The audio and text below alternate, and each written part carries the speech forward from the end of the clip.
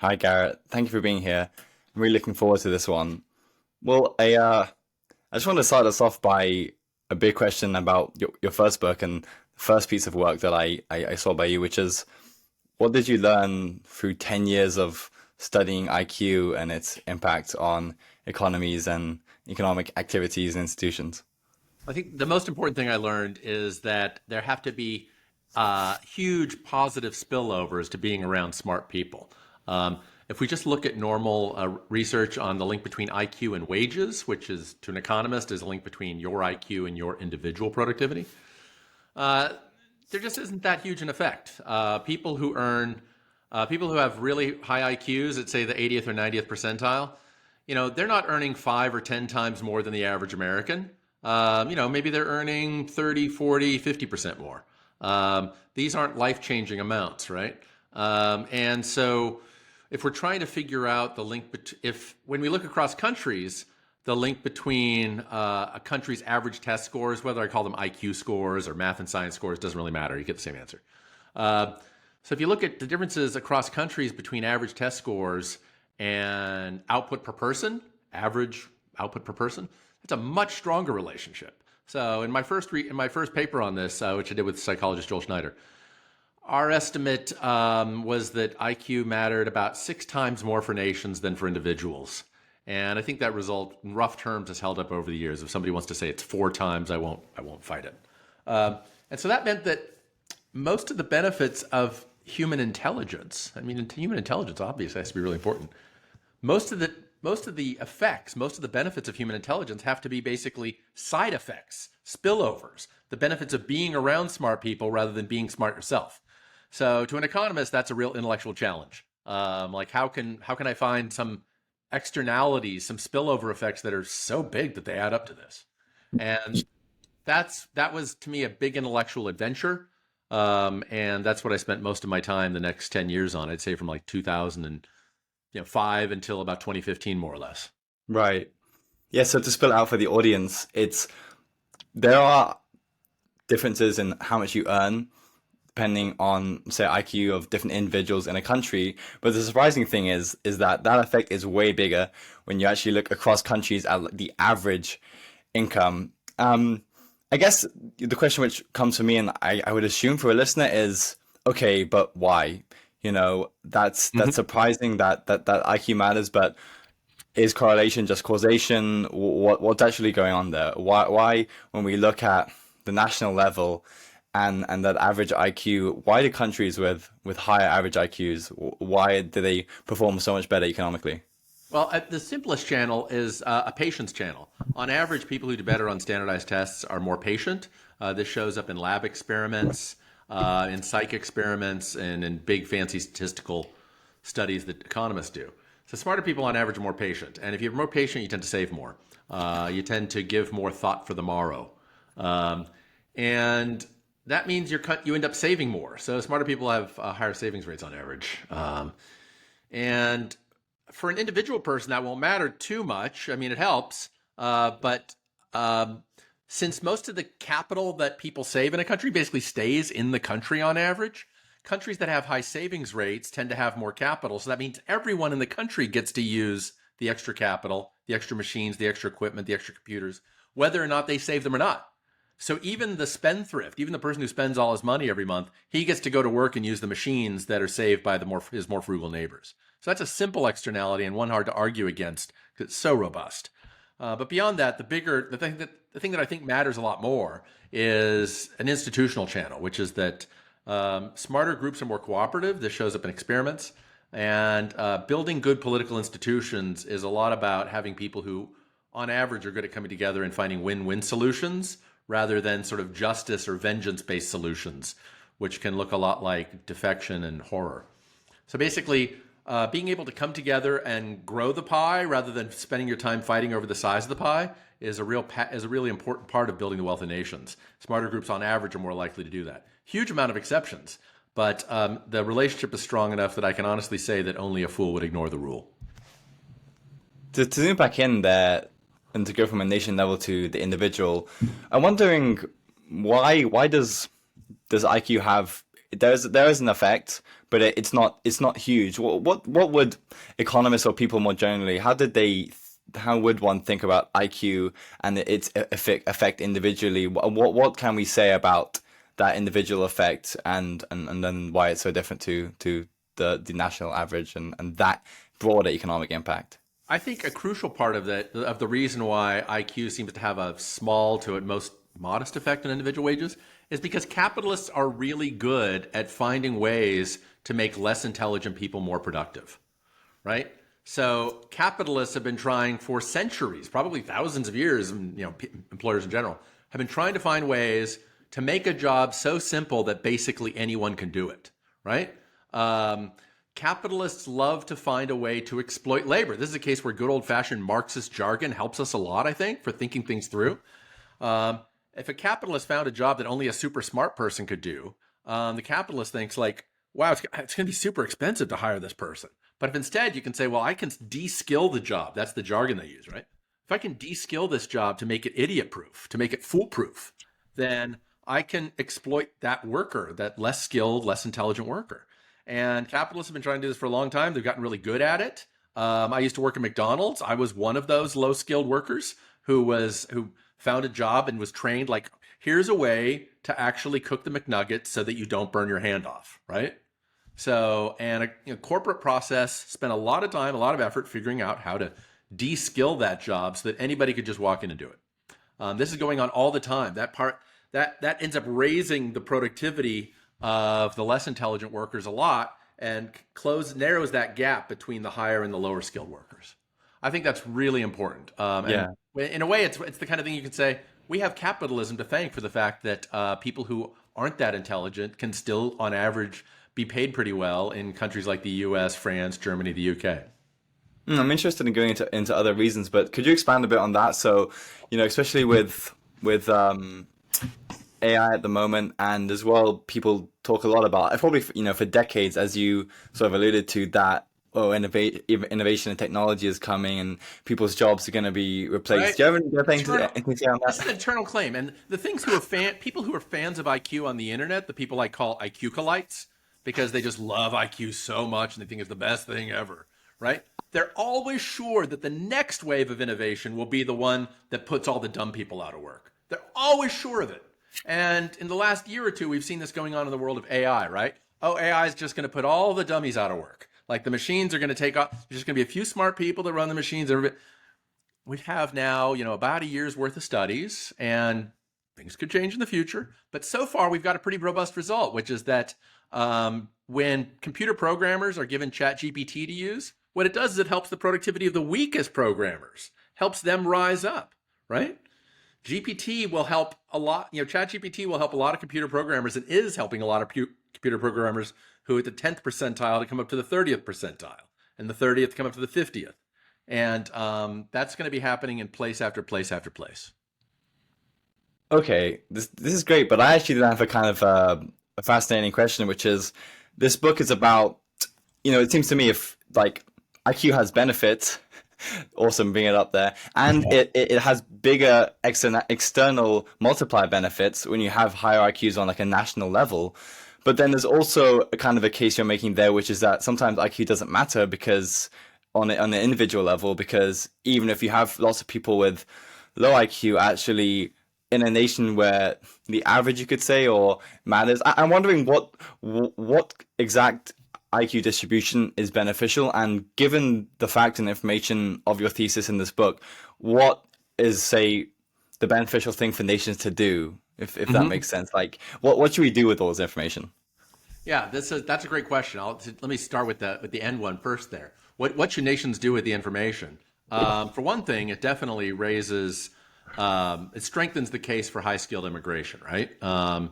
If bringing in sharper folks means you can get positive externalities from them, like getting people who are going to be better voters, better corporate leaders, they're going to help shape your culture, like just raising them, finding a way to raise the mean average test score in your country through high skilled immigration policy is probably a good idea that's probably going to have big positive externalities.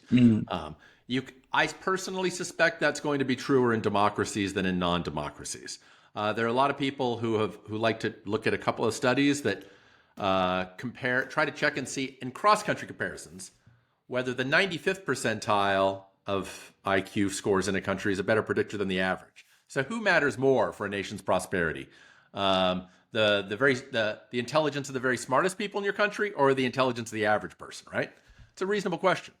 And you know, the two are so correlated. They're correlated across countries like 0.99, 0.97. It's almost perfect. So you really shouldn't do a statistical test of this anyway. But if you eyeball it, you'll say there's basically 5 or 6 countries in the world where the average test scores of the top 5%, these are math and science scores, turn out to be a better predictor than the average. And the thing is, these countries are like basically the Gulf states plus the Republic of South Africa. Those are your outliers that are driving this case for like, oh, the top 5% matter more. And just mentioning the fact that the Gulf states lets you know, oh yeah, those countries are not really democracies, are they? So in the countries where the top 5% seems to matter more than the average, those are countries that are not democracies. I really have always thought that in democracies, the intelligence of the average person is going to matter a lot more because they're shaping the government, they're voting for the political leaders. And so they're helping to shape the institutions in an important way. I think future work could find out whether, where's the exact, Goldilocks point. But the average matters a lot, especially in democracies. And I think that there's a clear causal channel because the masses pick the politicians. Right. So, so for you, the average matters so much because, a lot of your thesis, as you've talked about, is about society-wide trust and Yeah, how yeah, yeah. people shape the institutions. And it's actually those feedback loops, not necessarily just people some insane amazing ideas at the top. I mean, that makes sense too, because even if you had Yeah. amazing top people making ideas really give benefits to like almost the whole world because new They're, technologies. exactly. That's like Romer's Nobel, Paul Romer's Nobel right Right. there, right? The top 5% are creating ideas that get shared everywhere, right? And not just in that country. They don't get locked in. Um, so, some future work might find out that, oh, the 70th percentile matters more than the 50th. Okay, Right. I'm glad to have that debate at some point in the future. But the great mass of people shape the culture in a heavy way, an important way, and they pick the politicians and democracies. Now I want to move to your most recent book, The Culture Transplant. And before I state what that's about, and then you do, I want to keep in mind this stuff on IQ and how IQ shapes things too, because I think there are important links to these books and to your work overall. I want to get into them. So to ask a question, how do people moving to countries? How do they bring their culture and values to those countries, and how do they shape the countries they move to? And maybe just explain the thesis of your book, The Culture Transplant.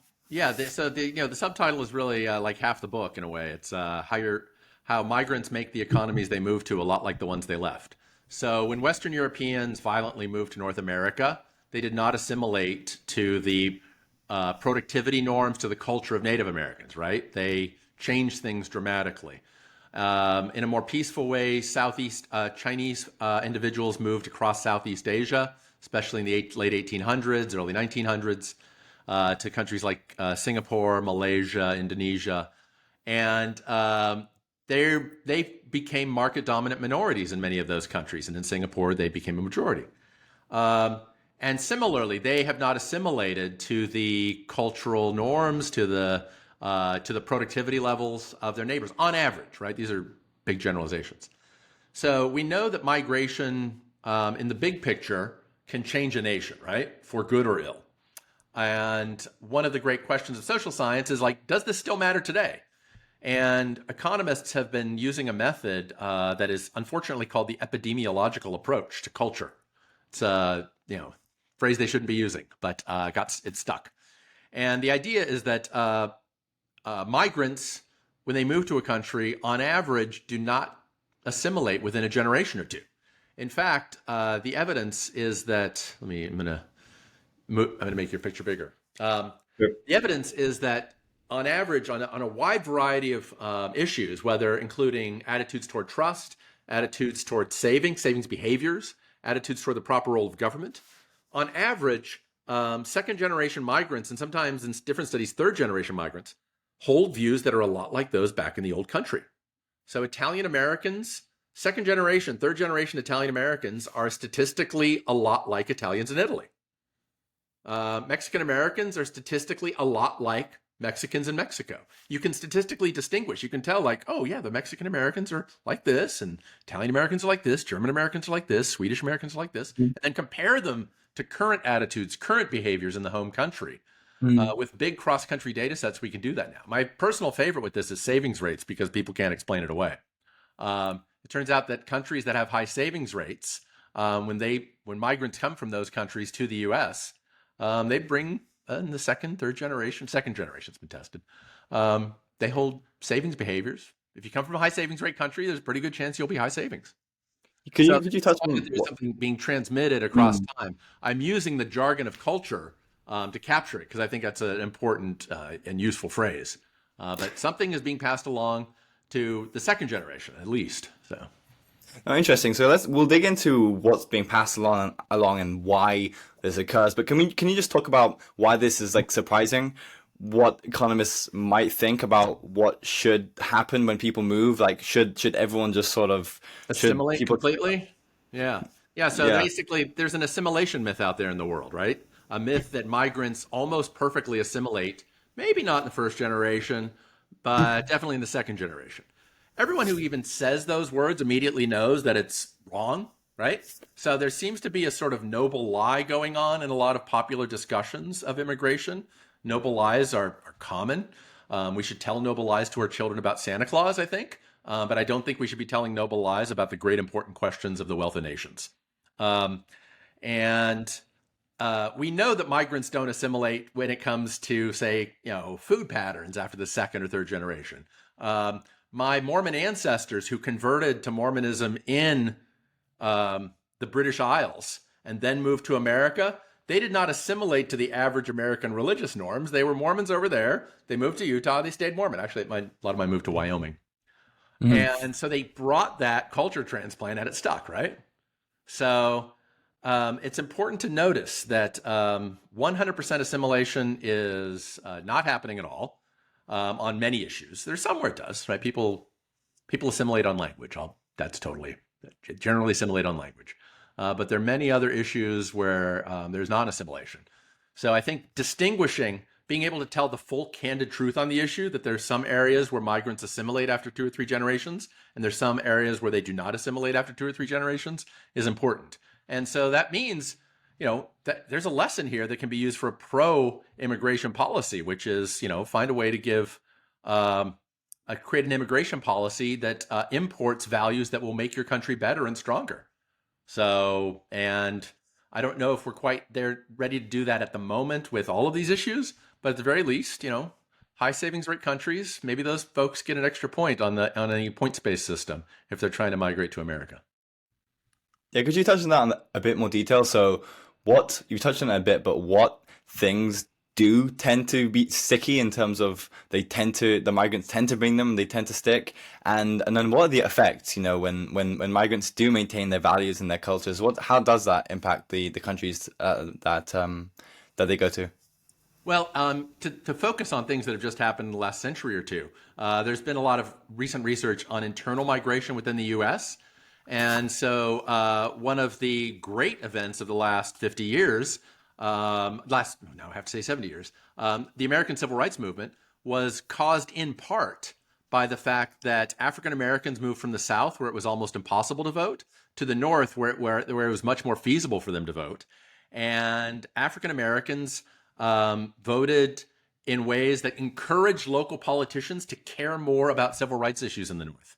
This has been studied informally and statistically, and they both point in the direction that the Great Migration of African Americans helped create the civil rights movement. So anyone who wants to say that migration can never change institutions in any important way is implicitly saying that the American civil rights movement was not important.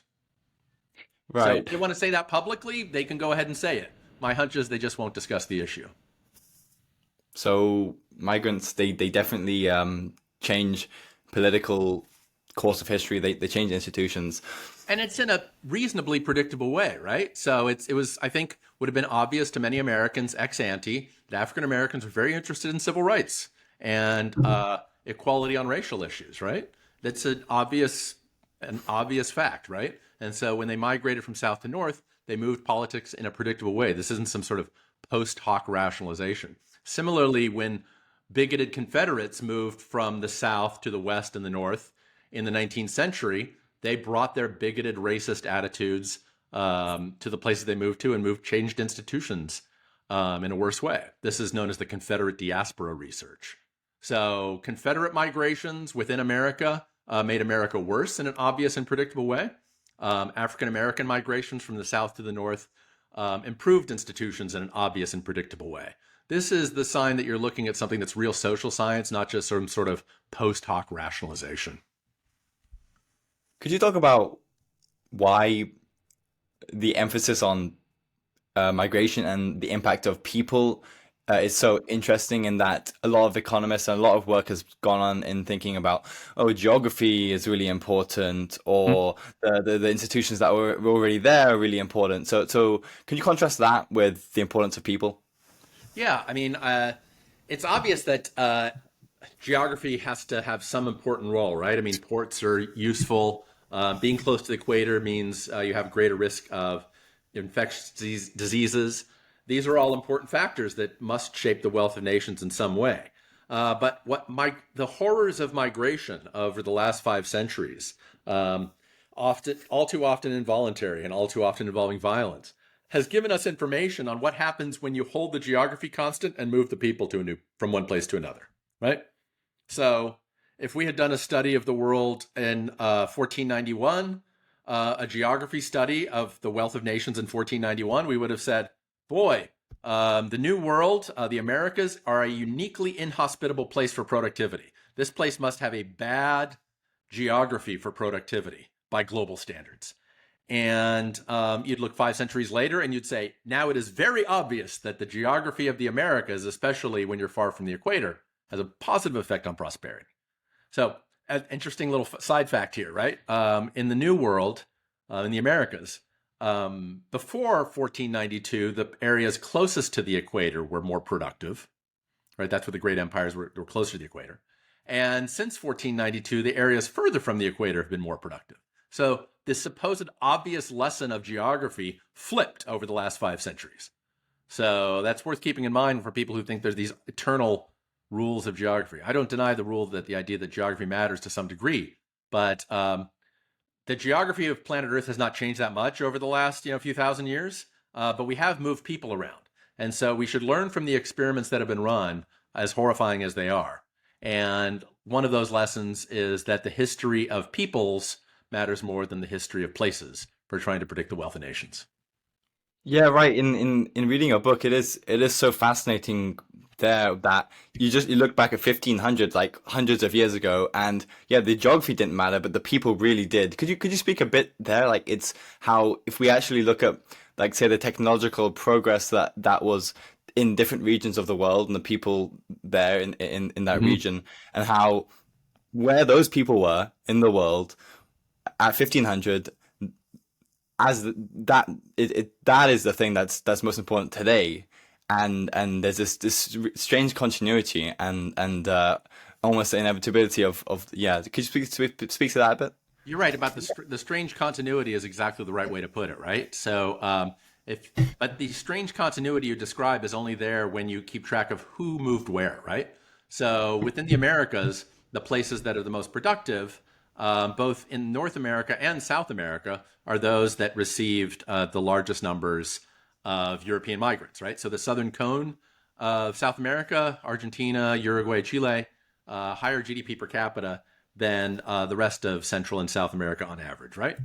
And then we have Canada and we have the US up north, again, further from the equator. One could say that, magically the importance of geography changed over the last 5 centuries, or you could go with the simpler theory that the places the Europeans wound up with Europe-style institutions and Europe-style productivity. Um, and that's a more conciliant theory, especially because it fits what we see in the rest of the world, fitting in especially the migratory experiences of Chinese individuals who moved across South America. I mean, across, excuse me, Southeast Asia. Right. Yeah. Interesting. And well, one question I wanted to ask is, what exactly are people bringing over, like in terms of, is it a cultural thing? I mean, one thing I wanted to ask to relate it back to your work on IQ is, to what degree is this movement of people an IQ effect, right? So Yeah, yeah. what are the links between those? Yeah, so some people have tried statistically to test this out. And some people who put out an earlier review of Culture Transplant said, hey, this is all just an IQ effect. Um, I hate to break it to them, but we don't have any IQ measures from 1500. So what they're just doing is they're saying past technological sophistication from 1500 is a predictor of current IQ and current GDP, right? So I'm open to the hypothesis that a lot of this is an IQ effect, right? That basically people in Western Europe, perhaps this is just hypothetical, had strong reasoning skills in a way on average, and that their that abstract reasoning skill, that memory, all the things that show up in an IQ test, perhaps were the key issue that helped in the process of migration. But I think that's all just a perhaps, because I don't have any IQ measures from 1500 for say Native Americans compared to Europeans, and let alone a culture, what I would think of as a culture fair test. So Hmm. we've changed a lot, and so a little bit of intellectual humility. Like, part of my approach is intellectual humility. I stick with the metrics I have. I can obviously say that past technological sophistication from 1500 predicts higher standardized test scores today. Yeah, that's going on. But to go further and say, I am very confident that average IQ in Western Europe was a lot higher in 1500 than it was in other parts of the world. That to me is, I mean, not that's beyond much more debatable. I'd be like, yeah, I'm gonna need a time machine. I'm gonna need a TARDIS before I start believing that. I Another theme in your book that I kind of wanted to get into, and it's very related. I'm not exactly sure how though, so there might be something to expand upon. But your work on diversity, both whether it's on a nation level or like in a firm, to what effect does diversity of cultures and values and ethnicities have on economic activities? Yeah, diversity per se, like cultural and ethnic diversity per se, is actually much less important than the rest of the message of my book. So uh, I try to emphasize that as much as I can in the book. That and in discussing it, some people don't want to get that message because for whatever reason. But but since it is such a common meme in our culture that our diversity is our strength, that it's something you're just supposed to chant and not think about. Whenever I hear somebody saying you're not supposed to think about it, that's when I want to think about it. And so we have. So what I wanted to do is find evidence on the precise question of whether diversity per se, ethnic diversity, cultural diversity per se, was a strength or a weakness in different settings. And the problem is that a lot of studies of so-called diversity are blending together differences in means of a trait with just the diversity of the trait. So, for instance, one example I give is if the New York Yankees hired a bunch of fourth graders to play on their team, a statistician would come along and say, wow, we just dramatically raised the age diversity of the Yankees, right? We know that that new Yankees team would perform much worse than the old Yankees, right? And so a dumb person or like an internet pundit would say, wow, this proves that age diversity is really bad for performance. But no, what's really bad is that you lowered the average age and you added a bunch of fourth graders who barely knew anything about baseball. So we need to distinguish differences in means from differences in diversity, right? In statistics, that's the difference between means and variances, first and second moments. It means you have to dive a little deeper. So the best study of this, the best and cleanest test of this is actually a study of flowers, Flowers, the blooms, in Africa, in Kenya, actually, a flower processing plant. And in this factory, there were two different ethnic groups that were being hired to work, and they were assigned randomly to different tasks. And the researcher who published this in the Quarterly Journal of Economics found that when members of the same ethnic group were paired with each other, they were just more productive in getting their job done. They were faster. And you might think that this is because, like, oh, they're all paid salary, so they kind of slack off when there's somebody from the other ethnic group there. No, these people were paid piece rate. So there was an actual financial incentive to behave, productively. Um, and so what he found was that each individual, there was no difference in the mean productivity between the two ethnic groups. But when they were paired with people from a different ethnic group, just cooperation went down a little bit. And I think of that as a nice clean test, right? Because you're holding the mean skill constant and you're able to just change the diversity. Too many studies of diversity don't do that. And so that's part of the reason you have to be a little skeptical reading the literature. But the business literature in the US, which is mostly looking at US firms, business management literature, which is taught by normal academics, shows up in textbooks, shows up in HR handbooks, they have a similar message. One term that's caught on in the literature, one phrase, is the double-edged sword of diversity. And they haven't found that increases in diversity, whether it's ethnic or age or other forms of diversity, is an unalloyed strength. The one form of diversity that does seem to be like a win-win all around is an increase in what they call skill diversity. So if people are solving an important task in the lab, or in real life settings, having an engineer and an HR person and a communications person together, that helps. So skill diversity, positive. That's the closest you can say to unalloyed positive. Other forms of diversity, like kind of a mixed bag, maybe zero, maybe negative. Definitely not the case that our ethnic diversity is our strength from the point of view of modern business research. Interesting. On this point of the double-edged sword of diversity, I was recently listening to evolutionary biologist Gad Saad talking about, the diversity of mates. Who should you pick as your romantic partner, and how different or how similar to you should they be? And on that spectrum, it was like there's some diversity in personality is good, but fundamentally you need to share the same values, and you can't really be different religions. You've got to have some stable grounding. Would you say that is reasonable to apply to broader, like on firm level and national levels? Like you can be different, but it's probably going to be better for like productivity if you have fundamental shared values, and are those difficult to change?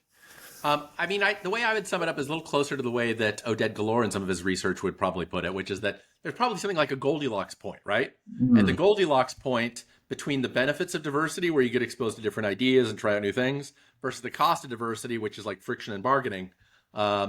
Those two are going to find a Goldilocks point. It's going to be different in different settings. My hunch, just without having a bunch of stuff, is that in marriage, probably more proximity is closer, and in the workforce, a little distance is closer, partly because people can find their own pond inside of a large org, right? And bosses can manage the workflows and put people in the best possible settings where they can maximize each individual worker's strength. So the idea of a Goldilocks point for ethnic cultural diversity is probably a more useful framework. Even if we don't know quite what the answer is, even if in any particular setting it's going to be a judgment call of the managers, of the employees, it's more realistic and more evidence-based than the utopian chant of our diversity is our strength. Remembering that there are benefits and costs to diversity is, I think, an important part of the path forward. Okay. This might be a part of the podcast where I ask more strange miscellaneous questions that might not directly be related to the book. Great. One I had was about what about applying your ideas for IQ, but especially culture, since IQ is difficult to measure in the past. Like, can we think about the Western world, and if cultures do influence each other, and people who move different places, they shape where they go? How should we think about like the creation of Western culture? Rome, Greece, Jerusalem. How is there an interesting way to apply your ideas to the ancient world? There I think I lose my comparative advantage, right? So there I really want to go to somebody else, to Michael Creamer, who has an excellent paper, recent Nobel laureate. He wrote a paper called Population Growth and Technological Change Since 1 Million BC. It's a great paper. But basically his idea is that it builds on Paul Romer's endogenous growth Nobel. And his message is basically that when you have a lot of people together, they can create ideas that get shared, widely. The strangest message of his story is that over the last million years, when there have been more people around, population growth has been faster, not slower, in that time period. So looking back over the last million years, I'm going to try to do it so that it looks right with the camera. I'm not sure how it's flipping it or not. So we started off with very few people and very low population growth. So level is on this axis and growth rate is on this axis. And over time, as we had more people, the population growth rate in percentage kept increasing for a long time. So more people meant more ideas and more solutions to our problems. And I don't think it's any coincidence that the great civilizations of our past tended to be in places where, for their time and place, it was easy to have high population density, which meant you could have a lot of cross-fertilization of ideas between people, and then those ideas could then be shared and copied. So the fact that the Mediterranean was a big deal for the West, the fact that the Seto Inland Sea was important for Japanese cultural and economic development, the fact that the two great river basins in China were the places of great population density were not just because, according to building on Cremer's theory, I should say, building on Cremer's theory, the reasons these places were great places of great civilization were not just because, well, they need water around, or it's a little easier to move stuff on ships when there's a lot of water around. It's beyond that, which is that when there are places that are where it's more easy for people to interact with each other, they can cross-fertilize their ideas, and the solutions they come up with will be shared quite widely within their group. So creating environments where we can have great population density is real important, and that's just part of the reason why, like, one of the things that grows out of my worldview more generally is that urbanism, being pro-YIMBY, being pro-urbanism, trying to find ways to, in our time and place, promote human population density is that's a path to helping humans come up with better solutions for our problems. Well, that's interesting. That makes sense. Having more people there in the same place, that is in a way the history of humanity anyway, getting bigger and bigger and more urbanized. And so would you say in that case that humans are like they're naturally capable and able to deal and use and facilitate diversity to create growth and technological change? Like, as more people come together, that doesn't make everything collapse and make things worse off. It seems that no, actually people have higher growth rates of people when more people are there. We seem to thrive in that scenario. So, Alex Tabarrok, my colleague, he gave a TED Talk a long time ago, and where he basically built on this idea back when that was a real thing, right? A long time ago. And he emphasizes that, and this is again building on Paul Romer's stuff, which is that people are at the 50,000 foot level. When we look over the broad scope of human history, it's clear that people are more like brains than they are like stomachs. They are more like problem solvers than they are like resource consumers.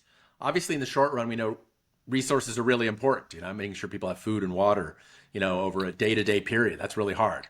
But over the grand scope of human history, it's clear that our species are a problem-solving species, and we record those solutions we come up with, and we tend to share them, right? And our great periods, if we look at the European Dark Ages, which I'll unironically call the Dark Ages, that's a period of communication breaking down, transportation breaking down, people not sharing ideas with each other.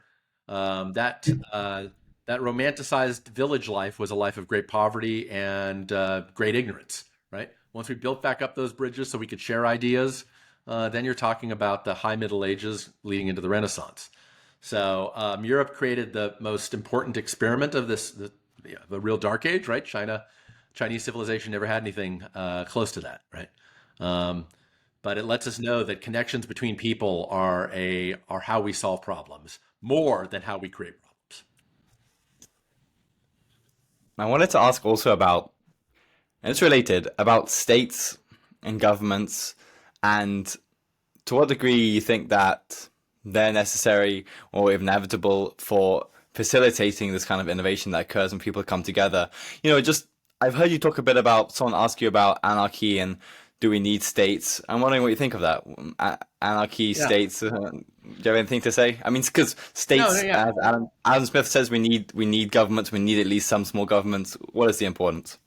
Well, even before I came to Mason, I was being shaped by the anarcho-capitalist thinking that's part of the Mason tradition. That's loosely part of the Austrian tradition within Mason, and there are important lessons to be drawn from that. Right, the majority of governance that we experience on a regular basis does not come from governments, right? So my apartment complex has a bunch of rules. Businesses we work at have a bunch of rules. There are cultural norms that shape our behaviors in really important ways. And these are all forms of governance that are do not have government.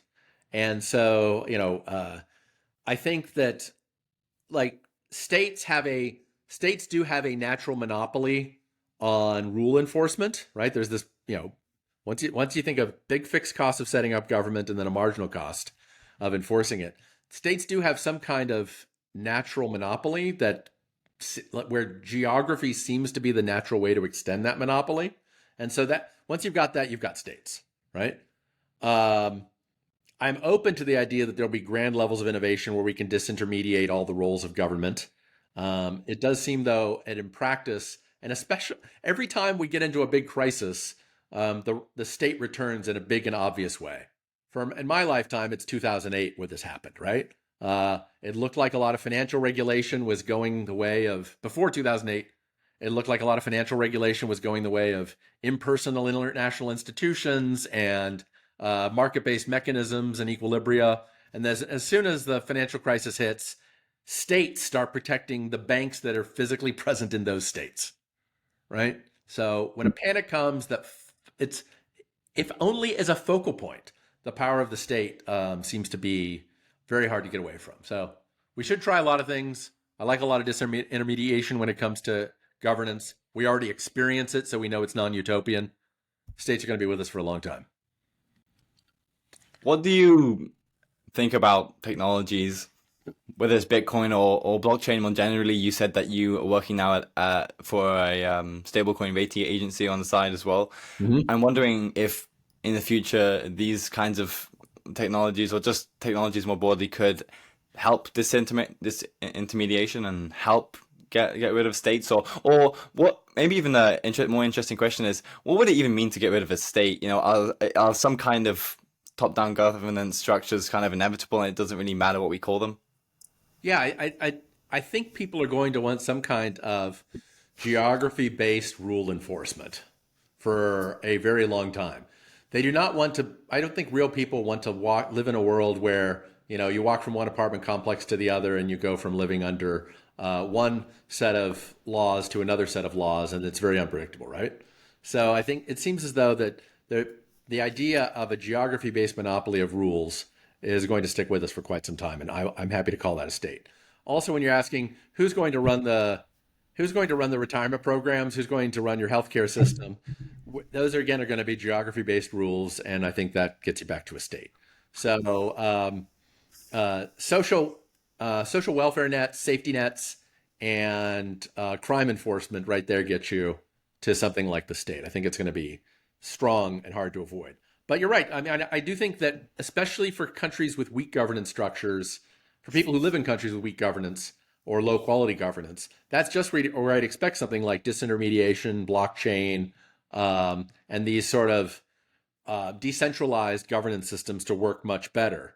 I think that's really where for a long time I've expected cryptocurrency, stablecoins to have their big successes is in middle income, lower income countries where where the local institutions are weaker and where people are looking for some alternative to their, crummy or at least mediocre government. You mentioned the Austrian school tradition of economics at the university you're at. George Mason, yeah, yeah.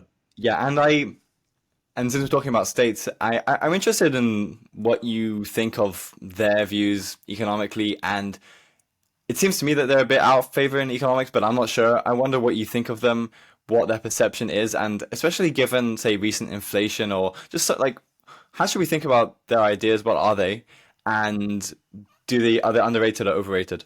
That's a great question. So yeah, in the 19th century, when the late 19th century, we had the marginal revolution, where basically the idea of where price theory, economic theory, got totally rewritten by three different schools of thought, more or less simultaneously, and they all came to the same set of conclusions, which is that economic choices were about changes at the margin, and so the idea of that's why it's called the marginal revolution, and so three different schools of thought came to the same position. The British came to this um, through well, actually, Marshall was the second person who came along to that.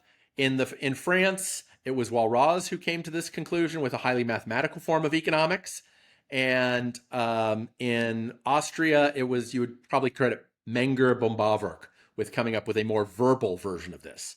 So the Austrians basically, the modern Austrians are descendants of that Menger, Bombawerk, von Mises, Hayek take, which is much more wedded to sort of um, verbal discussions and toward a sort of philosophical rigor that is non-quantitative. So they're into making qualitative conclusions, and that that didn't get absorbed into the Western European mainstream. It didn't get absorbed into the U.S. mainstream, um, but it did get absorbed in a certain branch of libertarian economics, right? A certain branch of libertarian thought. To me, the great that it's great to go and read Menger, and it's great to read Bombawerk. Uh, their views on marginalism and Bombawerk's especially work on interest rates. I love it. I love Hayek's work. Hayek taught us a lot about his use of knowledge in society always repays, is always worth rereading.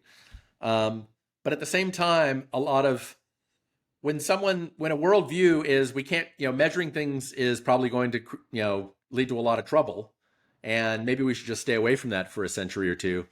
That leaves you out of a lot of interesting debates. And I do think that here at GMU, the consensus, the sort of synthesis that we have of let's go read some neoclassical, let's read some Chicago stuff, and let's read some Austrian stuff, and think of it all together as being all part of what we call mainline economics is, I think, a much more fruitful approach.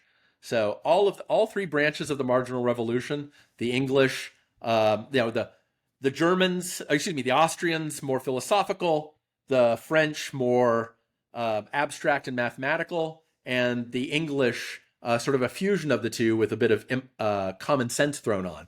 Each of them has their own perspective, and they've all helped build modern economics. And one would be a poor social scientist if one only knew about one or even two of those. Oh, very interesting.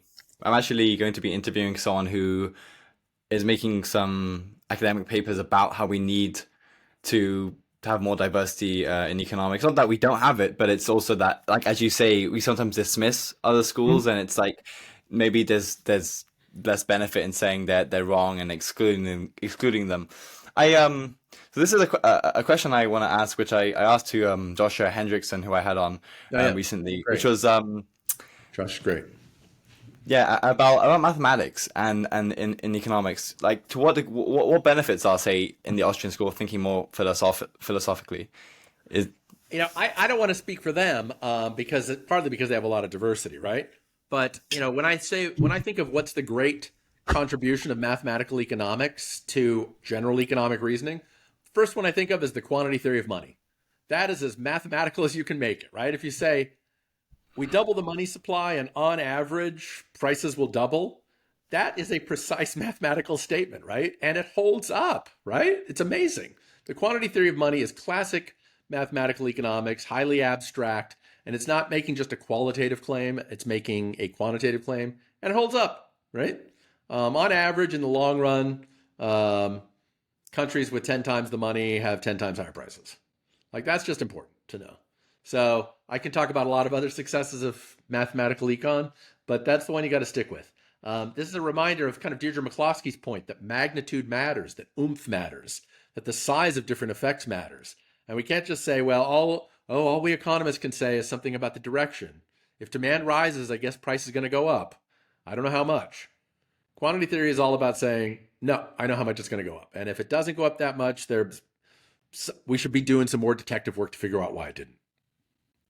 and that is an Austrian school theory, right? But in general, they're less convinced that we need to keep zooming in and be empirically driven and have more rational frameworks. And I wonder if you could say something about that. Sometimes it seems to me that talking to some people, there's a lot of empirical work in economics and less theory building, though I'm not certain. But what are the benefits of having broad frameworks and broad theories about human action more generally, like Austrians have? Well, we're in sort of we're in a moderate dark age of economic theory right now. We had a big golden age from probably 1950 to 1980, 85 or so.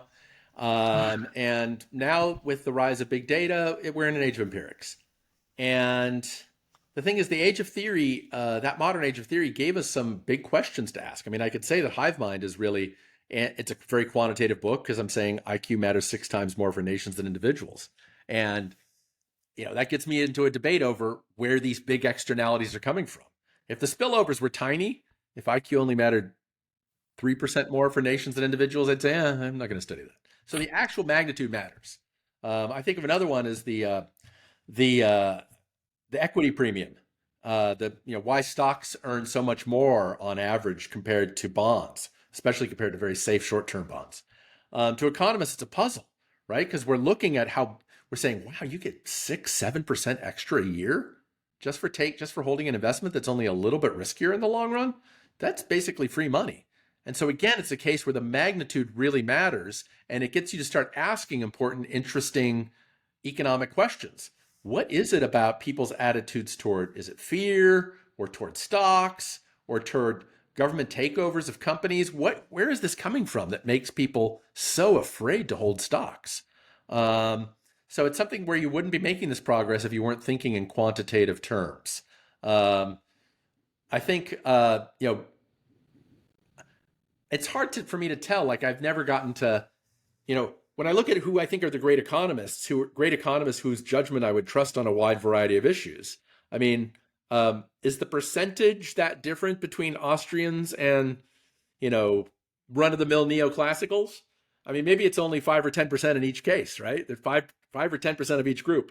But the neoclassicals, like I said, one of their strengths is they can see more debates to jump into because they're looking into which things look like a big deal and which things look like a small deal.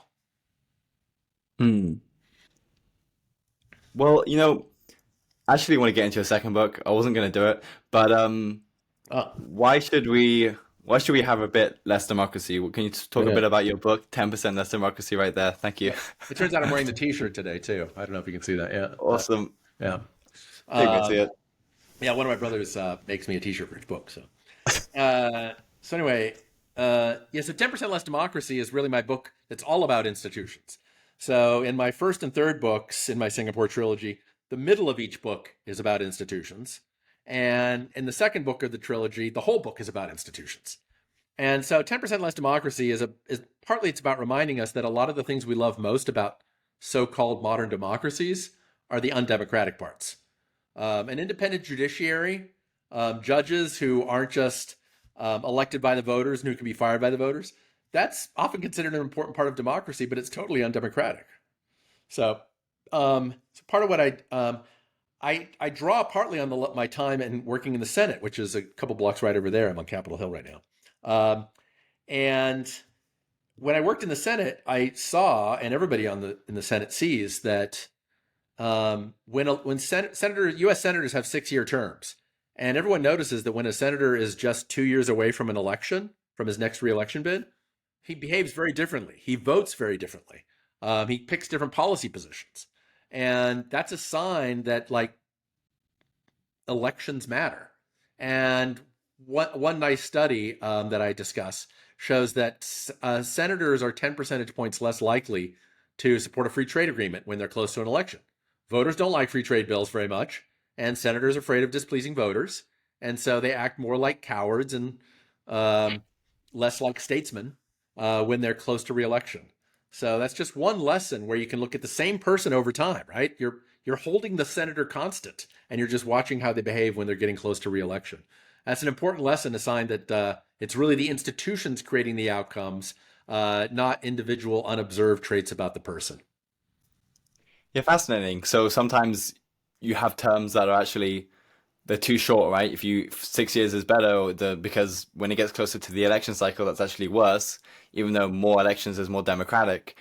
So, do you think we should have longer terms, things like this? Like, Yeah, is there they're between me? almost. I mean, the U.S. is almost unique in the case of in having 2-year terms for the House of Representatives. Almost no legislature in the world has terms that short. I mean, 2 years is just, they're always running for reelection, but they're always, um, the House is far more Democratic than the Senate, and it shows. I think it shows up in just lower quality decisions overall. So they have too much democracy over in the House of Representatives. And they probably have something close to the right amount of democracy in the US Senate. And so any country that has 2 or 3 year terms should at least be, they're foolish not to extend them to at least four. If they extended them to six, I think the Senate has a great idea of staggering it over time. Um, Parliamentary systems generally have to have all the houses voted on at once. Every single seat goes up at the same time. I think that creates some political difficulties. Basically, whatever's in the air at that particular moment is going to shape your government for the next 5 years. The Senate ends up having more of an autonomous culture, its own independent culture, because there are new people coming in and going out every 2 years. I think that's a great that creates a continuity, it makes it more like an independent judiciary in that respect. So if you can find a way to stagger your terms and get 6 year terms, you're probably close to the bliss point for the level of democracy in your legislature. I think that it might be also interesting to define what we mean by democracy. I mentioned Mm-hmm. to you yesterday when we talked about in Greece. I don't think Socrates would have thought about people having 6 year terms as as democratic. Yeah. Uh, they Yes. constantly change. So could you talk a bit about that and relate it to today? Yeah, so Aristotle and the ancients all debated what like real democracy was, and to them, democracy was all the people showing up, all the free men in their age, showing up to vote on almost every government decision. And when they appointed people, it tended to be for very short terms, and it was very easy to recall them, right? So Aristotle at one point says that if you had judges who had 1 year terms, I forget if it was 1 or 2 years, that was moving toward oligarchy right there. So keeping the shortest, keeping voters, excuse me, making sure that the government was almost instantaneously responsive to the shifting will of the voters was central to being a democracy. And we use the word democracy today to mean rule of the people. I mean, people use it unironically, right? I don't think they're using some kind of mental lie. They're just not thinking through it that clearly. And there are so many more there's so many more things we could do to make our governments much more democratic. Shorter terms, many more plebiscites. We could have Supreme Courts replaced by just mass plebiscites. That would be an easy thing to do.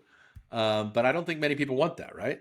So the ancient experience and that ancient memory of democracy that at least lasted through the late Middle Ages and Renaissance in the West, that really should be our touchstone for what democracy is. If you wanted to think of that as one pole, so when we see these democracy indices that say like, oh, Denmark's like a 93 on the 0 to 100 scale, no, it's not, right? Like no Hmm. country today is anywhere close to maximally democratic. Technology makes it so much easier to be more democratic if that's what we wanted, but we don't want it. And part of what I do in 10% Less Democracy is try to get people to be candid about the fact that no, you really don't want more democracy. You really definitely don't want maximal democracy. It would be bad for you, and you know it, and you should be willing to tell your neighbors about it. Could you relate that to like the culture transplant and people changing institutions and even what countries should do? I mean, we touched on it a bit, but if should you let everyone into the borders if you want to, how is that going to change democracy? Well, I I've said before, and I'll say it again. I believe in open borders for Iceland. Right? People in poor countries really deserve to have better lives. I mean, being in a poor country through you're born in a country just randomly, right? You didn't ask to be born in a poor country, and most of your productivity, most of your income over the course of your life is going to be shaped by which country you were born in. Right? That's just fate handing you that, and that's unfair.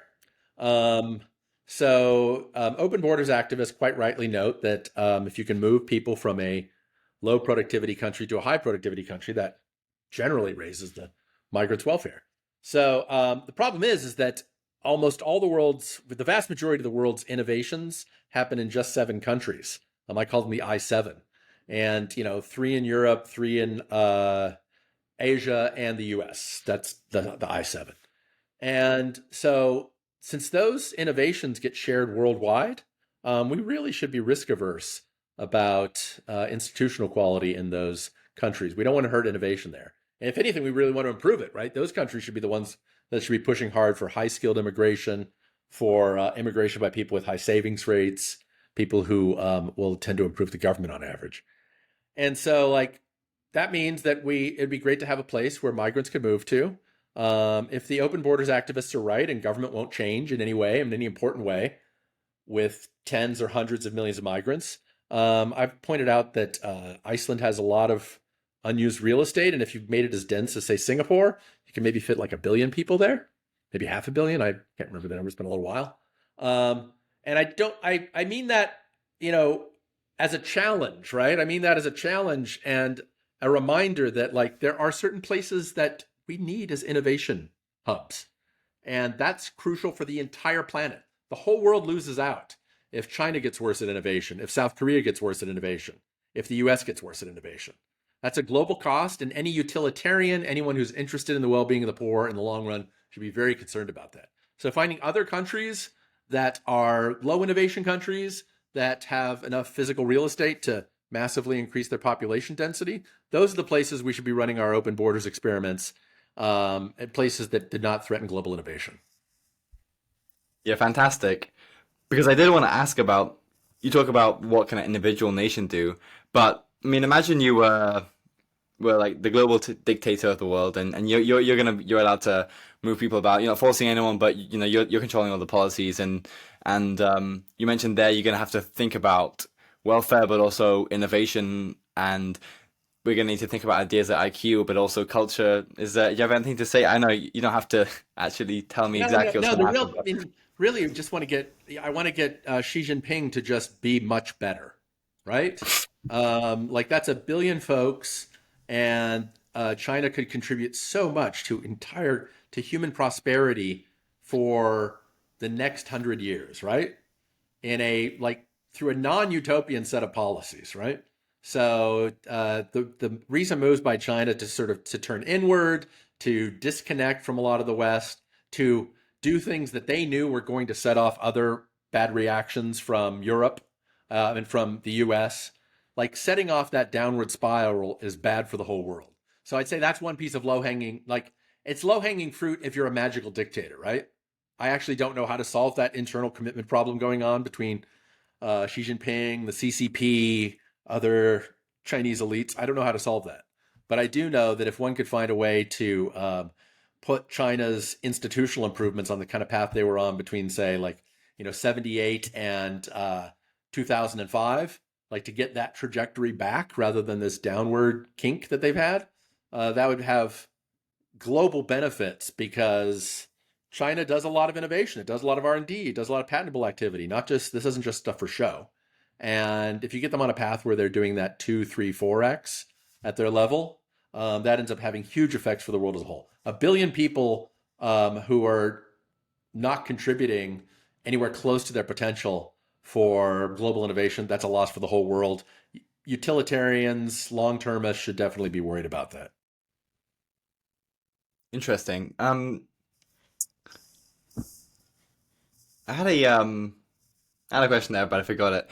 Well, one thing I wanted to ask was about, we talked about different ideas in economics, different schools, and I'm wondering what you think of sort of newer schools or controversial ones that try and challenge economic consensus, like behavioral economics. I'm wondering what you think of these findings, and also and their method too, and what place does it have? Because often behavioral economics will thinks more about, say, the psychology of people, and likes to split things apart and go into the small details and say, this and that theory needs to be refined. Mhm. What value does it have, and does a typical economist think about these kinds of issues? Does it matter? Oh, I think so a lot. The behavioral economics has found some really robust findings and some things that turned out not to be robust, right? And do academics waste too much time on things that aren't robust, that are like little anecdotes? Sure.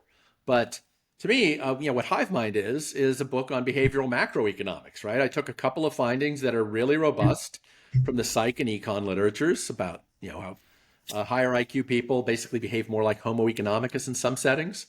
They're also more cooperative in repeated games. Mm. And I drew out some lessons from that. The thing is that it's actually so much of the econ in the last few decades has been this dialogue between people finding anomalies, so-called anomalies, from the point of view of neoclassical Homo economicus, perfect rationality, and the real world people, and then creating some kind of dialogue, a back and forth. And game theory has been a big part of this. Game theory had very clear predictions about how people would behave in certain kinds of games, and then like the prisoner's dilemma. And then as soon as people put it into the lab within a couple of years, people started seeing, this is back in the 50s and 60s. Wow, people are cooperating way more than we would have expected from pure theory. What's going on here? And economists and other social scientists didn't ostracize the people who created those findings. They saw those as puzzles for future work. So maybe there are like two or three pure Homo economicus neoclassicals who don't believe in any anomalies. I think a lot more of us are probably like Vernon Smith or like John List, people who find when you see anomalies in the lab in narrow settings, it makes you curious about whether those anomalies still exist in higher stakes, more market-oriented settings. And sometimes it's true and sometimes it's not. And so I think behavioral economics has been crucial for creating a great dialogue. So I can say that Eugene Fama, the Nobel laureate in finance, he takes credit for being the godfather of behavioral finance. Why? Because he documented the anomalies that gave the behavioral finance people ideas to work on, right? So Fama, the great neoclassical, the great Homo economicus, the great rational expectations guy, was totally happy to create evidence that was supposedly against his own theory. And that's a sign that at least some parts of academic economics are doing good science where, there's a back and forth between Homo behavioralis and Homo economicus as the models for people. Do you think that something similar could happen again if that time period where you have these people going, let's actually bring the experimental method to economics and start testing these assumptions?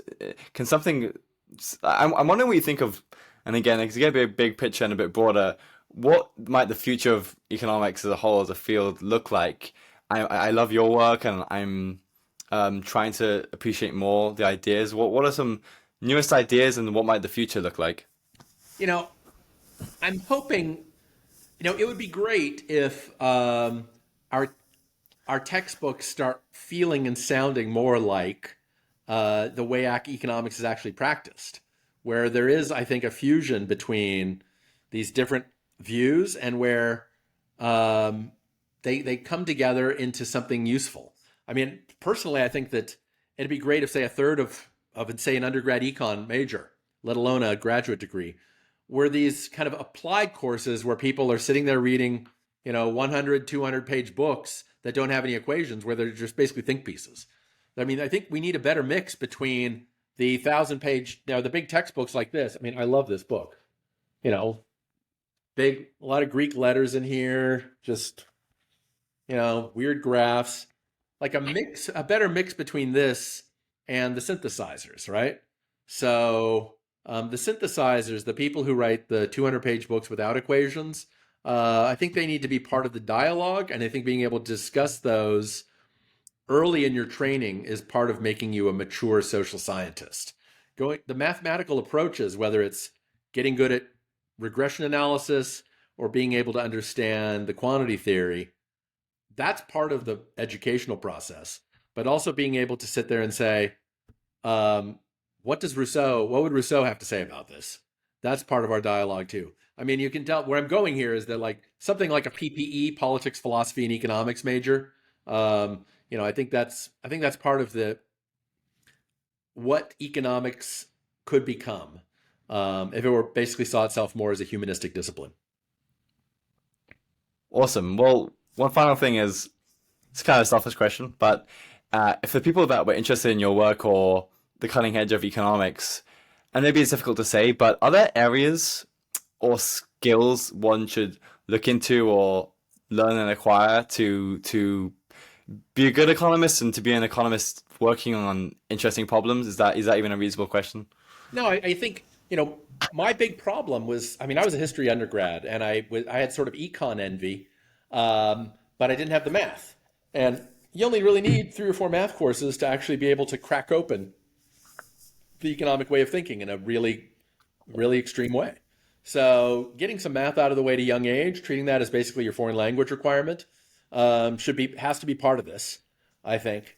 And but then after that, it's a matter of learning intermediate micro really well, I think. Reading a book like How to Lie with Statistics so you don't get fooled by statistical chicanery, and then kind of asking yourself, what would Deirdre McCloskey say about this? So I'm a huge fan of Deirdre McCloskey's work. Her intermediate microeconomics book, which is free online, it's called Price Theory, I think. That's a great way to learn about economics without any calculus. Um, and then reading her equation-free books, whether it's Rhetoric of Economics, Economical Writing. These are books that really, I think, help you see economics as a humanistic discipline. It overlaps a lot with what we around here call what she calls the good old Chicago School of Economics, 1940 to 1970, maybe. That I think has a lot that helps one participate in the debates that economists have and participate in an important way with the centuries long conversation that is social science. Awesome. Thank you very much, Garrett. Where can people find your work or any last words you want to say? Yeah, so I mean, my name makes it easy to Google me. So 1 R 2 T's, Garrett Jones. If you do 2 R's, you get somebody who used to play for the Yankees. So that my parents gave me many great gifts, and one of them was a name that is search engine optimized. Awesome. Thank you very much. Thanks a lot for having me, Jack.